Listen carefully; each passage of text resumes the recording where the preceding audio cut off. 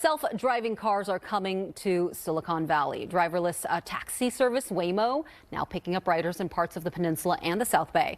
Here's a map. It includes parts of Palo Alto, Los Altos, Sunnyvale, and Mountain View.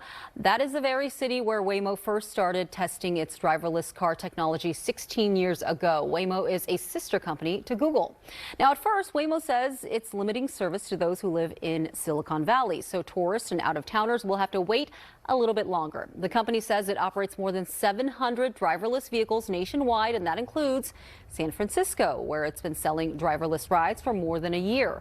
Waymo also has fleets in Los Angeles, Phoenix, and Austin. Let's bring in senior investigative reporter Bigad Shaban.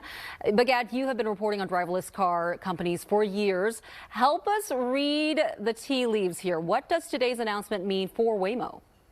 Yeah, that is the big question, G. And so becoming really the preeminent ride-hailing service, which would essentially mean dethroning companies like Uber and Lyft, is certainly a long road ahead. But continued expansion is really how Waymo would do it. And the company has repeatedly said they want to grow thoughtfully. This isn't something they're planning to do overnight, but the pace is certainly speeding up. I mean, you have Silicon Valley coming online today, Austin last week, Los Angeles was just last year.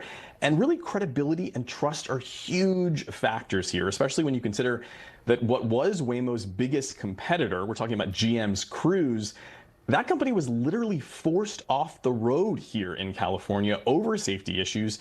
And amid that fallout, GM, you might remember, has since decided to abandon the driverless ride-hailing business altogether. Yeah, Bigad, and I know, as we've mentioned, you've been doing the reporting on these driverless car companies for a while now. What have you learned about Waymo's safety record?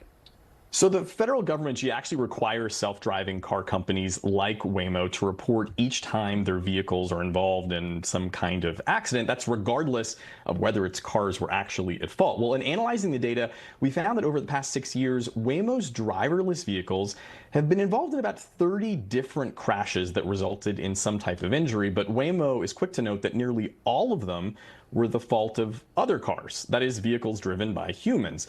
And in fact, of all those previous injuries, Gia, Waymo says it only expects to pay out insurance claims relating to just 2 of those accidents. Bigad, what's next for Waymo's expansion plans?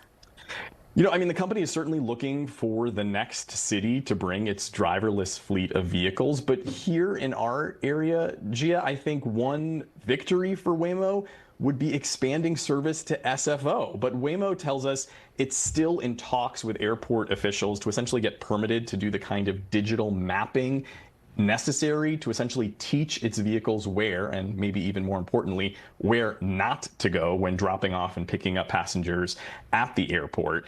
Airport officials tell us it's still evaluating whether to offer that kind of permit to Waymo, saying that safety is still its top priority. So at this point, Gia, there's really no saying when or even if you might be able to hail a driverless car on the way to your next flight. Well, one thing I know is that at least you'll be on top of this for us. Bigad Shaban, investigative reporter here at NBC Bay Area. Thank you.